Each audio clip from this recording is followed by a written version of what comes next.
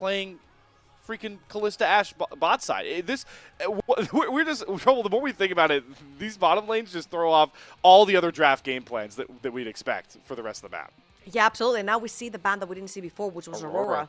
A champion that Creme really does gravitate towards, is one of his comfort champions, has blind picked it plenty of times as well. But right here, JDG are going to have to show their hands. And by Scout laughing right here, are we going to see, like, I don't know, some Yone action or whatever it is? Ale, with that sign, it makes so much sense, right? Locking in something like a beef wall in front of JDG. Like, Draven does not deal well with big tanks. Oh, no. Remember how we said about 369 playing for JDG, them forcing him, well, not forcing, but like having him on Ornn and Sion duty. We're going to see Ornn and Sion again. However, both of these teams don't necessarily have champions that like killing tanks.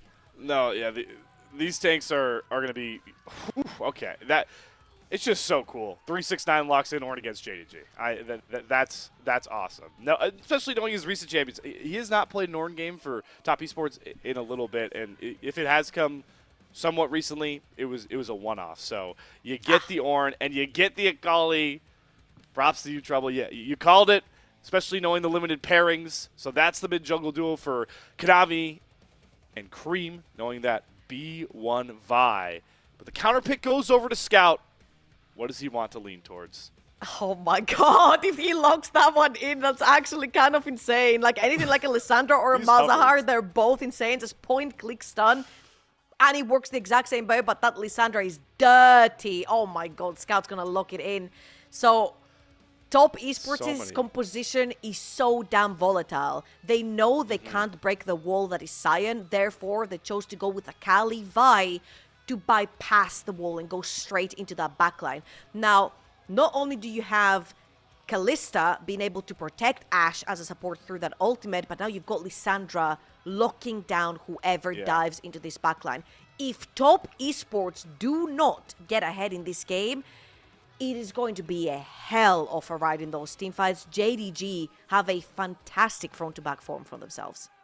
It is interesting, though, because the Nefiri also is going to be diving some. It's like it's the highway effect. We might see people flying by each other, but yeah, I think you called it out. I think you point out that JDG really came away with the much better second half of this draft. Really good bans to limit the impact that Kanavi Vi is going to have. But all eyes are definitely going to gravitate toward this bottom lane, because you called it. If Top Esports do not come away with the lead going into the mid-game, going into those big team fights, might be screwed. But they've got JackeyLove on Draven, and they've got a Kanavi Vi that's going to want to path right down towards one of the greatest to ever do it in the LPL. So this is definitely aggressive, but exactly what you want to see from the team at the top of Group Ascend, trying to show that they, like you mentioned, want to separate themselves from JDG when talking about who are the best in the LPL as well. It's time to see how it all plays out on Summoner's Rift. And the most fun part about the bot lane is going to be that both junglers are going to path towards that bot lane. There's going to be an absolute fist fight for the bot lane scuttle crab. There's going to be an absolute fist fight for who takes priority, I want to say, down that bot lane, which will then allow their junglers that entry into the river. Everything lies down that bot. Here we go. Let's see. Let's soak in. You're always familiar with Jaios. I want to get a look at some of these. Yeah, so summoner choices coming across the board. That is double Halo Blades bottom lane. Oh my god. This is going to be pretty entertaining. But early on, getting some just poking and prodding wards down towards this top side. And even with knowing what these junglers are likely going to path towards, it's always good to get that information, especially on the more farming-oriented. The Fury for Shun is going to get the knockup on a Kanavi. Flash after him to try cancel the Vault Breaker. Gets one more auto down, but it's not going to be enough. And Kanavi doesn't actually have to burn his flash to live, but he takes one hell of a licking. Saves the flash last minute. It's fine. I mean, Ale burning his flash out here means absolutely zero. You're not going to be pathing towards that Sion. You're not going to be playing for the Ornn. You don't care about 369. So whether he burns his flash or not right here, it's absolutely fine. I love how aggressive JDG play in that early game. Splitting the map in half means that Vi is playing towards an Ornn lane. Who cares that Vi is actually playing towards that Ornn lane? And JackeyLove and Chris have to actually respect the fact that both Naafiri and Sion will be behind them in this lane if they get to push. Peyz had to pay a tax, though, to get up to that lane, Burns barrier, just so they don't get bursted down too heavily. But like you called out, they can kind of settle in. And they both have double hail of blades, and they take control of that lane pretty quickly. This is the classic Sion giving up ult sources. Good ward there from Chris to spot this out, though, that Alla is on the spot side. JackeyLove is going on a journey, and he's actually cut off his support. They've cut themselves off, and 369 is going now to Sion TP stop. Panic teleport to cover the dive, and they just pass by each other, and Alla's going to catch the wave and actually end up being in a better spot somehow after supporting his jungler through his first couple of clears. Nah, that's fine, right? Because Sion could actually waste a bit of time, but now they traded teleports. So I think JDG got everything they wanted right here. They pulled JackeyLove and Crisp off the wave. They couldn't push that early.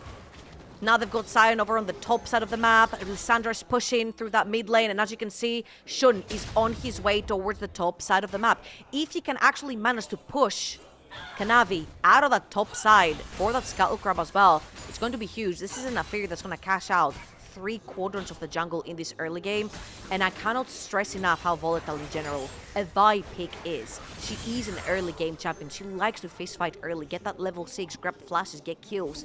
If you push her behind, if you take her farm, she's not all that great. All I'm thinking right now, Trouble, is that El Clasico, the mind games have not disappointed. We are 3 minutes in, and this is already such a unique approach to a single game of LPL. And for all the hype that we have given Kanavi and we are going to give Kanavi, it is definitely Shun that is going to be in such a better spot. I mean, he's going to get to do his blue buff, his wolves, he's going to get this bottom scuttle, I think all pretty comfortably. The only thing that's making a bit of a pain point, or maybe a gank angle, is that JackeyLove and Chris have crashed a big turret in, but topside, maybe we are playing for topside. The gank coming across onto the flashless Alla, and he, right on cue, grabs first blood for top esports. You know what? Respect. I mean, there's no other play, right? This guy is jobless. He has no jungle. He already took the top lane Scuttle Crab, and Alla had to burn his flash to actually punish Kanavi in that level 1. So it's a little bit of a payback right here, and very well done. However, Kanavi will lose his jungle right here again. This is the first back from Shun. He gets that double longsword. He gets to clear faster, and he's going to take the Raptors away. I'm pretty sure Kanavi knows as he's pinging towards his Krags down the bottom of the map. But every single time Kanavi shows on a wave, gets a gank through, Shun will be punishing through. And I feel like right here, level 3 to level 4, Shun is looking for a 1v1. This could be a bit greedy, though. First move will definitely go over to JackeyLove and Chris, but he does steal away the first Krug as the bottom lane actually decides to scrap it out, while the junglers are just a ways away, a street over. They're ready to play big here for Peyz as he's trying to just JackeyLove, but has the bailout. JackeyLove flashing forward. No! He doesn't get the reset on the bailout, and now it's the junglers pulling up to the party. Shun is gifted a kill. Chris falls down next, and now all of it rests on Kanavi to try and rescue this play for top esports. Missing and Shun trying to get back together, and Kanavi cannot chase down either one of those kills. And Shun and JDG are able to salvage a bottom lane woe. That heal from Missing was insane. JackeyLove and Crisp thought they could actually win this 2v2 on the reset from the bailout from Crisp Renata. Let's watch this one more time. However, JackeyLove extremely low on mana as well. He's going to use the stand aside right here onto Missing, and they're going to tunnel pretty heavily on Ashe until Missing goes a little bit out of range, and then they have to turn onto Peyz. However, if you look right here, JDG's focus had been JackeyLove from the beginning. So the flash forward, both Missing and Peyz were free hitting this entire time. And not only that, add insult to injury, it was Crisp that cashed out on that kill down bot lane. Yeah. And the stacks are gone. Yeah, Adoration stacks are out the window. And on the flip side, it's Peyz getting the kill and Shun. So exactly where you want the economy to go for JDG as they start trying to play the map aggressively as possible. Index in this early game, Kalista. And JackeyLove is throwing hands down onto Scout as the lane assignments start to get pretty murky with the grubs to play for. Yeah, as you can see on the top side of the map, I feel like Kanavi right here is just looking to take one, smite it away and leave.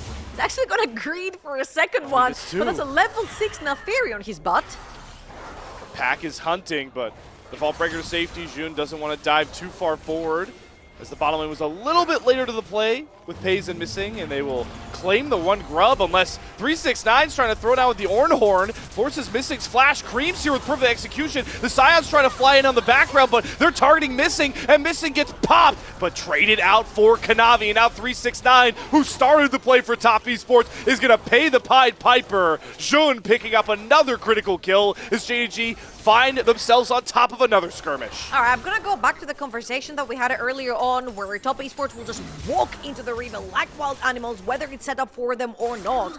That was not Kanavi's Void Grubs. The fact that he even managed to take one, never mind two, means a lot. He was out. They never had to walk back in. JDG are stronger on the map right now. They actually paid for this. I think Missing also flashing inside the pit baited Top Esports because they knew that Ash had no way of getting out that pit. So once they all committed, they just outnumbered them.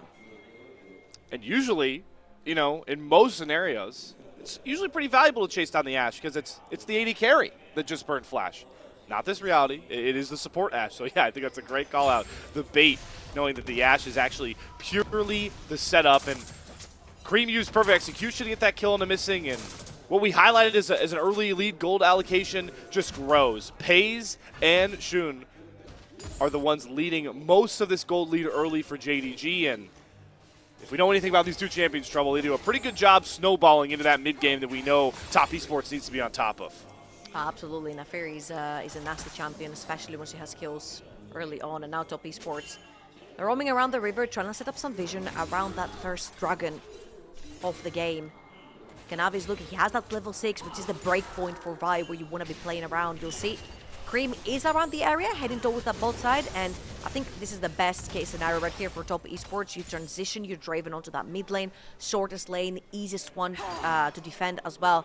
Try and get the Draven a few stacks. Now, he did lose his earlier on stacks on that 2 versus 2, and this is very TES style, right? They like to hand stiff their opponents. However, JDG have been on point. They lost some very questionable games early on, 3 in a row actually, to some IGs and some NIPs, and then it just looked really rough. But they are back on form. The last 2 games have looked pretty clean for them, and they've got a very, very early game that has been on their side. Opportunity also built for Peyz. He's going for that early game spike on Kalista.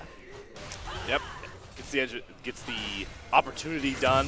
Full lethality. But I'm glad you pointed it out because I know it's been, especially in a format with 18 best of 3s, you're going to see sometimes these top teams or middle of the pack teams trying to establish themselves at the top, lose some games, lose some series, but I think it's so interesting. JDG along with some of these other squads like where BLG's at, where potentially like Weibo's at now with their IG win.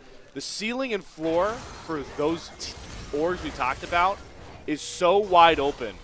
And JDG may be showing right now that they're playing at their ceiling, and how potent is it? We highlighted the matchup too, Trouble, that almost all the kills, over half the kills right now in this game 1 are between our 2 junglers, as on cue, Jun pushing Kanavi out of his own jungle.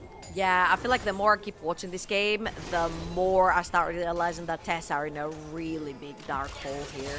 JDG are controlling the map, they've got the hawk shot, they've got the non-committal engage coming through from Ashe. You've got so much CC piled up with the Scion and the Lissandra, and even if Creme manages to somehow sneak into the backline to assassinate the Kalista or Ashe, you're gonna have the barriers and the heals and so much CC coming through from Lissandra as well. Absolutely, Fate's call as well from Ashe. So it's just not going to be easy for Top Esports to actually find a target and capitalize onto them. They're gonna need a miraculous fight around some neutral objective in this early game, and I think right now could potentially be the time. I feel like fighting away from Kalista would be best choice scenario, but you don't get to choose that. Standard Sky completed right here for Kanavi, and he's looking potentially for an opening on Shun. Shun's just gonna smite one and get out. Will give over mites if they want to, but maybe Shun was just waiting to reconnect with the bottom lane, Top Esports always can be pretty greedy around some of these neutral objectives. Now they're starting to get surrounded, but they like the fight odds here going after Peyz. Do get the clutch flash out of both him and Shun as Olive flies in, but he flies into the entire mark of Top Esports. They've got Scout teleporting into the backside, but Kanavi gets popped with the cease and desist. Doesn't even get that one off as Scout shows up to the party. They keep the bottom lane alive and they pop off Creme, who now sees the perfect execution to dash himself back after safety. JackeyLove has no more mana to try and dish out the damage. There's no damage left for Top Esports. That nearly costs them their support as well. When the fights start throwing down, JDG are just too good to knock off. Of course, especially since Peyz is around, he's got his first item, he's playing Lethality Kalista, he's burning through those HP bars. Top Esports walked straight into JDG, and all of my fears and thoughts just realized. In this particular fight, there was no way you could find the backline. Creme got CC'd, Kanavi got CC'd, instantly pop. You try to go for missing. Fate's call comes through from Peyz.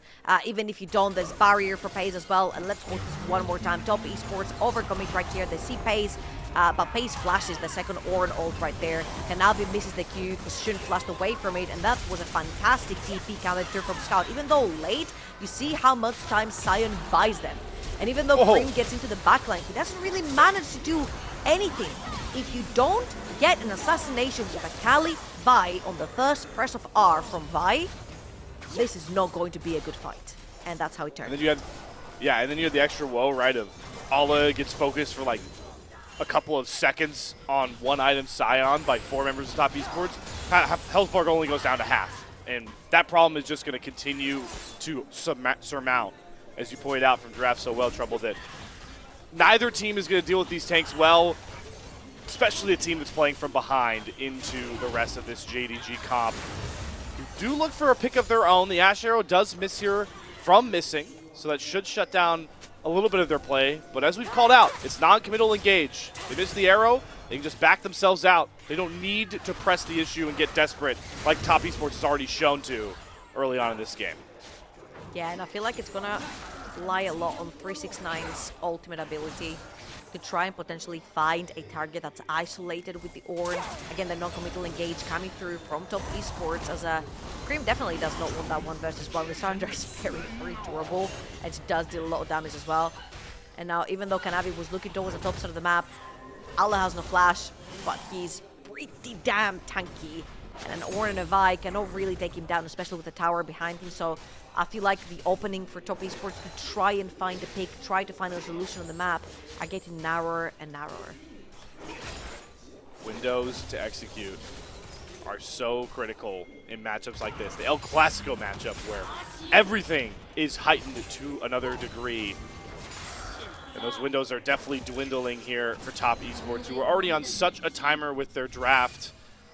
We've got more items starting to come through, though, for some of their carries. We haven't had the Adoration stacks cashed in yet for JackeyLove. He does have the Bloodthirster done. Sundered Skies coming across here for Kanavi, but again, the main execution champion is still not online just yet. Creme definitely going with a more scaling build as well with this Akali, with the mask coming across with the Fiendish Codex. So that mid-jungle pop that they were prioritizing from draft just is still 9, and they're going to have to start sacrificing some things on the map to buy time.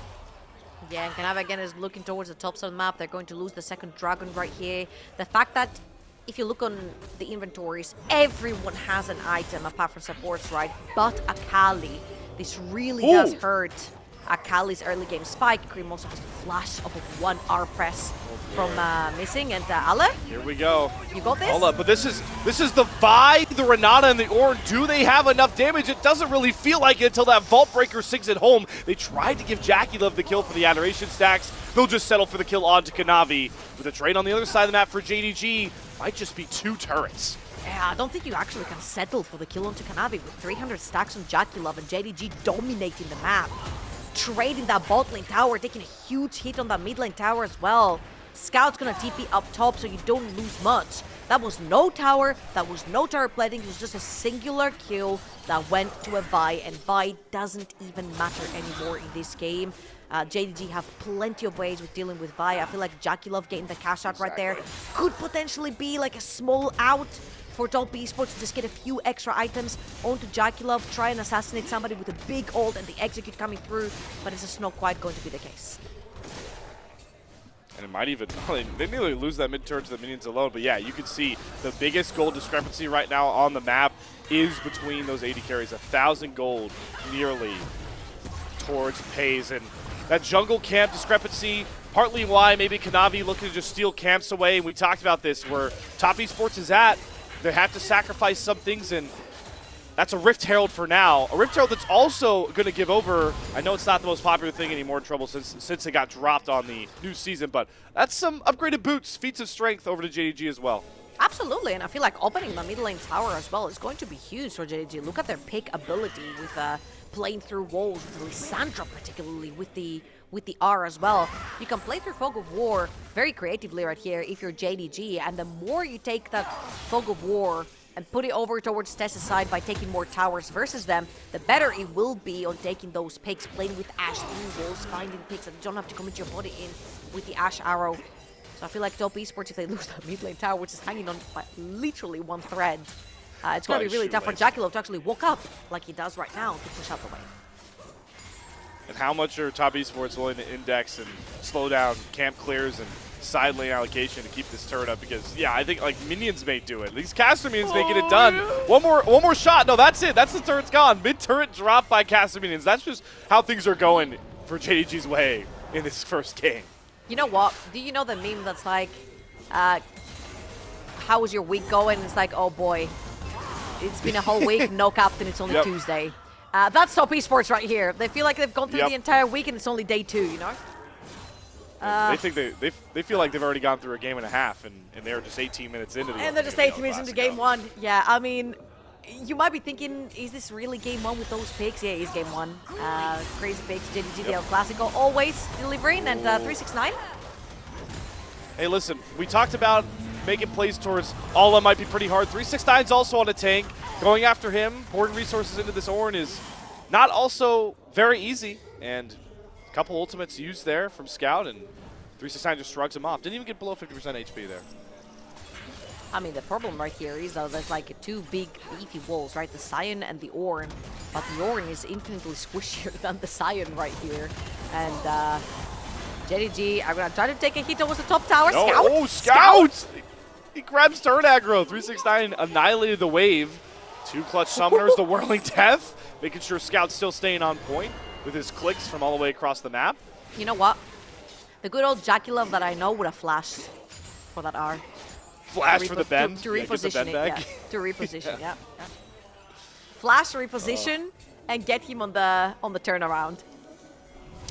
I mean, if you're gonna do it on each champion, it had to be 400 stack Sion. Oh, or Draven. Oh, 369. My poor soul. The flash. Ooh, the Ashe arrow still sinks through. I think Shun might have enough damage. He's taking up a lot of turret shots, though. Has to flash away, and it's missing support Ashe that gets the kill and walks away with style. We said it earlier. Everything is just going JDG's way, and missing living with about 50 HP really personifies it. Yeah, and if you can kill that Ornn. Oh, hold on, Creme. They're looking. They're praying. Wow, they get the resets off. Yep. And if you can kill Sion with just a support and then a Fury, imagine what happens when everyone else joins the party as well. Sorry, not a Sion, an Ornn. Not bad.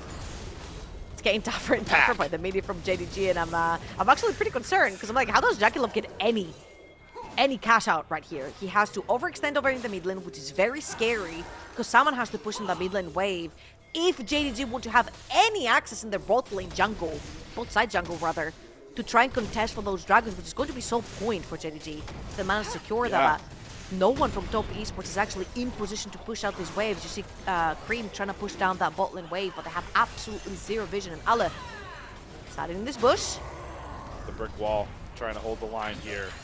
They do have Scout pushing towards this top side. Does have teleport if he wants to join the fight of alls. As all of TES are going to use their 5 versus 4 advantage. Jun gets caught, tries to go into the untargetable, but Kanavi times the cease assist perfectly. Jun is down, and that is the golden goose to find. Shut down, and it's going to stop the dragon stacking. Finally, Top Esports are able to commit to what their comp was designed to do. And it might have just bought them a hell of a lot more time in this game. And there's still no cash out for JackeyLove. 458 stacks on this Draven, and they're TPing in. Scout? Okay, this is one hell of a flank for Scout, but JDG are kind of scattered. Does catch Creme going over the wall, drops the ultimate. Missing it, Peyz, they'll get brunted by a great handshake from Chris, so they can't commit over the wall to find the kill. Chris does have to pay with his heal coming out, but no kill found from that potential engage of JDG. I have to say I've not been a big fan of Scout's TPs so far. There have been 2 times where JDG wanted to play those fights, and Scout was chovying on a side lane. He pushes the wave first as JDG are looking for an opening to fight, and not only that, he presses B before he presses his TP button into this fight. And this is how top Esports went on to turn this 4 versus 5. They isolate Shun, they take him down, they chain up their CC, but this has been a case of Scout doing this back-to-back. I would love to see a little bit more JDG chaining how they want to play those team fights a little bit better together. Scout needs to be there so that these sort of fights and isolated targets do not happen for top Esports. Oh, Kanavi doesn't get the Vault Breaker knockback. Eats an arrow to the face, goes for the cease and desist, but Peyz flashes away. Hostile takeover will grab Peyz to delay some time for this kill, but the bailout will not save Kanavi, and Shun is running wild. The pack is unleashed out of the crate and shuts down top Esports, silences them to the tune of a double kill. Oh boy, the stacks are gone as well. This is only 3,000 gold lead, but if you think about it, this is more like a 10,000 gold lead at this point for JDG. They're going to take full reign towards the Atakan on the top side of the map. And it is going to be the Varash's Atakan. Oh, they're turning on to 369. Oh boy. We called 369 Beefy Orn, but he's got the entire kitchen coming after him. All 5 members of JDG. The Orn falls, and I'm glad you called it out, Trouble. Voracious Atakan just has such a bigger prize here for JDG if they want it. Absolutely, they're brawling all the time anyway. Voracious Atakan is only going to help this brawling power for themselves. And Creme? No. Creme? No, oh, there's no way. Dashes right into all and somehow won't get that punished for it. And JG, they're not going to go for the Voracious Atakan just yet, knowing the resets have come through for top Esports. Kanavi back out on the map along with JackeyLove. I'm actually very surprised that the first ornament goes to Kanavi right here instead of going towards JackeyLove to try and get him to cash out here. And this is way too deep, man. You know that Peyz is in mid. You have already seen him. He's in the wave. Fate's Call is a thing. Then he ults the Edge of Night onto Peyz, which means that Peyz gets to walk out for free. And then JackeyLove's overextended, trying to help in this situation, potentially get a shot down. But all he gets is half of his stacks taken away by Shun on this Nathiri. 4, 1, and 4. Eclipse, Black Cleaver, both completed 2 items all across the board for the side of JDG. And they're looking super strong right now. Ornaments are going to start coming through for top Esports. But at this point, I don't know if small influxes of gold through an Ornn passive are going to help the situation, how teamfights are being played right here for top Esports.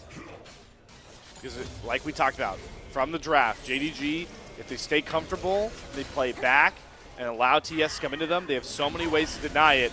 And like we talked about, TES, they have to fly in right now into JDG's. They take this Voracious Atakan. They're teleporting in 369. All eyes gravitate towards Kanavi. Can he find a clutch steal? The best jungler of Group Ascend so far needs to hone in, lock in, but he eats an Ash Arrow to the face, forces the Mikhails out. Ornhorn's going to come down. They're going to try and jump on the Scout, who does have to self-fold as Creme is on the backside of this fight. Shun is being pushed out of the pit. The hostile takeover, buying a bit more time for TES to try and set up a huge 50-50, but Kanavi goes in all out for Peyz. Will he find the kills? Trying to set up his team. The Draven's too far away. The bailout comes across. Will Kanavi be saved? No! He's cut down. All the zombie grabs him, and they send Shun in to get the Voracious Atakan. JDG bide their time, won't let TES push them around, and it might have just won them this game 1 in the El Clasico. That was the best case scenario for top Esports, forcing Scout to ult himself early on, splitting them apart when JDG really want to play front to back, and it just was not enough. You see how the team composition right here for JDG is created to evade that backline access that top Esports want to have. And JDG are gonna walk away with all of those kills but one. Voracious Atakan and the Baron. I think it's pretty much as clinical as push down the waves, push into the base, and the game. Let's watch this one more time. Top Esports play a really good game right here. The Mikhails is going to be used on Kanavi, which I don't think was necessary right there, but a very nice handshake forces Scout to ult himself, which now means he cannot defend his backline with Hostile Takeover will push Shun and Peyz away. And then Scout and Missing are on one side, the other three are on the other. But top Esports are also tanking Atakan at this point. And once Kanavi first starts to go into the backline, Creme is way too far off, isolated from his jungler, that they cannot make the duo work.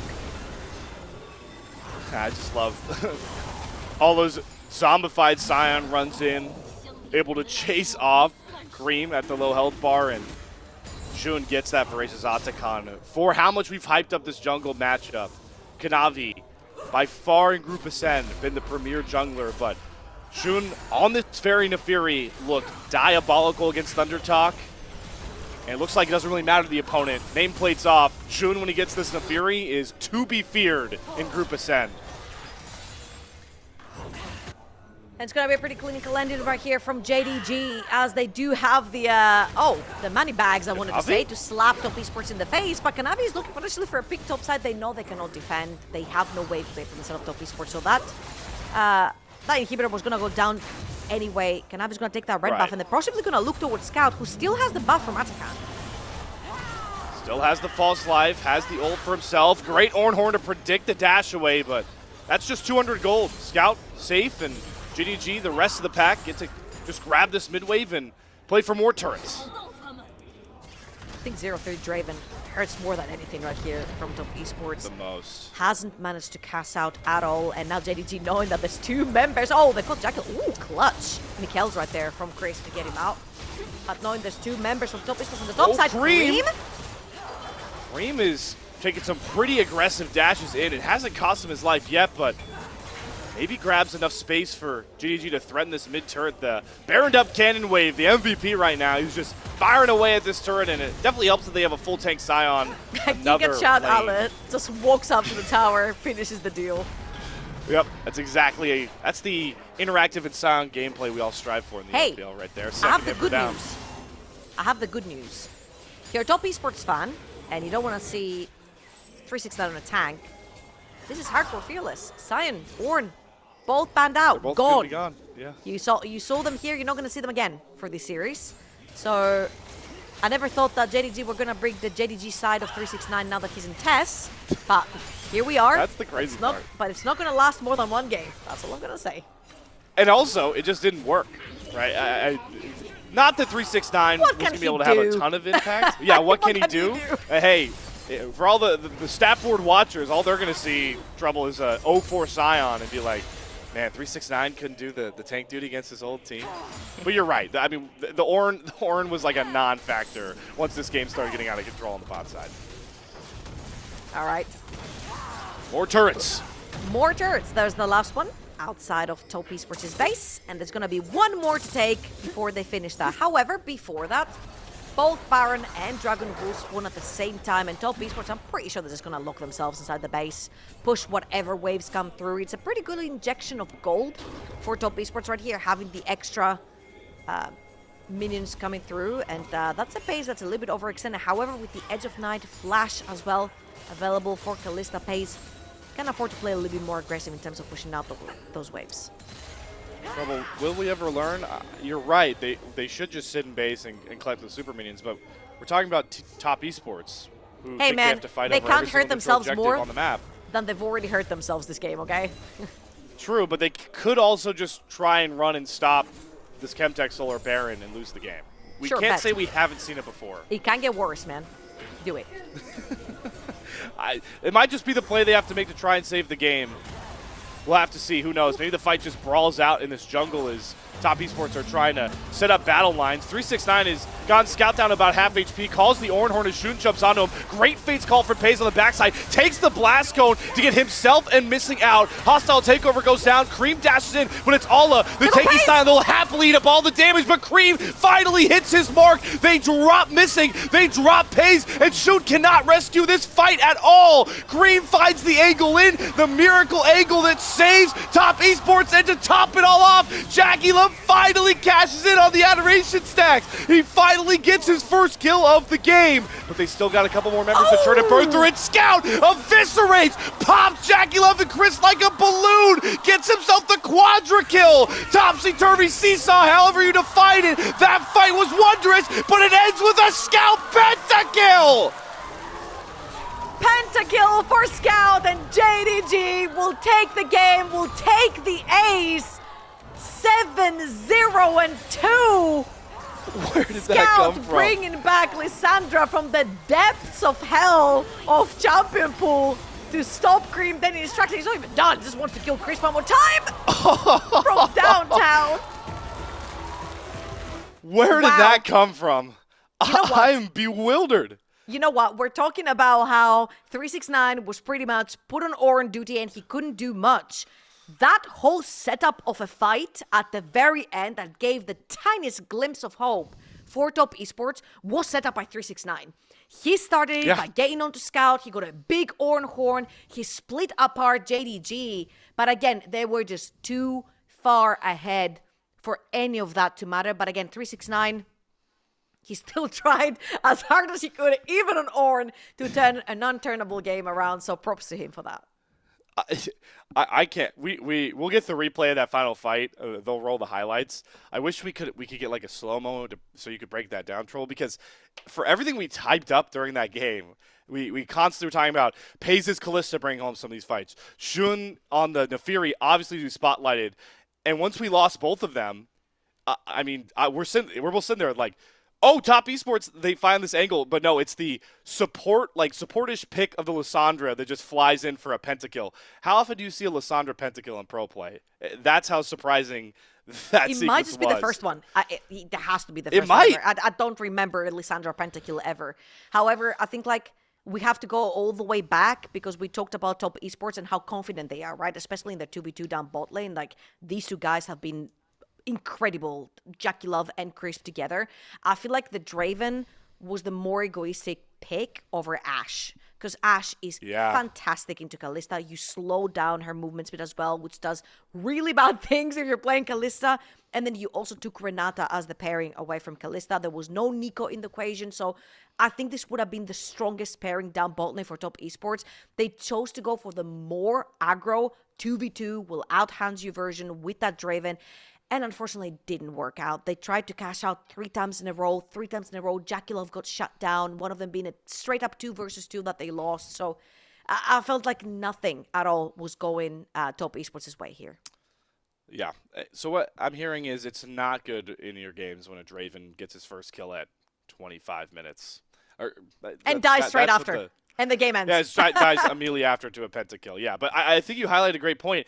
We kind of came off the top of the show talking about how top esports kind of sometimes they end up disrespecting their opponents, overconfident. Usually that happened in team fights, but I think you pointed out so well, Trouble, that draft, they kind of tried to just ego check the JDG bottom lane and fell exactly for the trap. It's so poetic that if you go back and watch that draft right now, JackeyLove down to the mere final seconds of his pick was hovering Ashe, switching off Ashe onto Draven. How much different of a game does it look like if that Ashe is picked? We'll never really know, because right now the reality is JDG are up 1-0 over the top team in Ascend, the defending champions. And we get to see a goal graph and Scout's damage numbers. We start having player of the game discussions here, Trouble. I feel like you have to give it to Scout. The damage numbers are there. He gets the penta at the end of the game, but JDG as a team, I feel like, deserve the MVP across the board for how they played. I mean, yeah, they played pretty well. I feel like Ale played fantastically well with the Sion as well. I've got a little beef with Scout because two of his teleports were a little bit Chovy-esque. True. A little bit late. Wait, let me push out that way first. I kind of need my item, but JDG's already too deep, so he has to press B back first and then TP into the fight. And these are the sort of things that will be punished really easily. And they did get punished by top esports versus JDG that was ahead. Of course, that highlight was the straight up 2v2. That JDG ended up winning right there. A little bit too greedy. Kanavi was on his way. It was going to be a 3 versus 3. And that is the fight that I'm talking about. A little bit late from Scout. Yep. Had to reset, go to base, buy item, and then TP in. And these are the kind of fights that Lissandra can prevent that Nefiri from dying if she's actually there. I think these highlights give credence to the ability on Peyz from these fake calls. We saw it right there. How many times this guy grab missing, save him from getting picked off, and stall these fights out.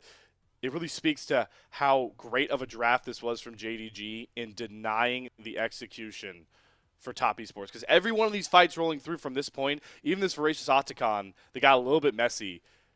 it was just so impossible for top esports to play the style that they wanted to do. And it all goes back to draft, and the most important thing, the execution.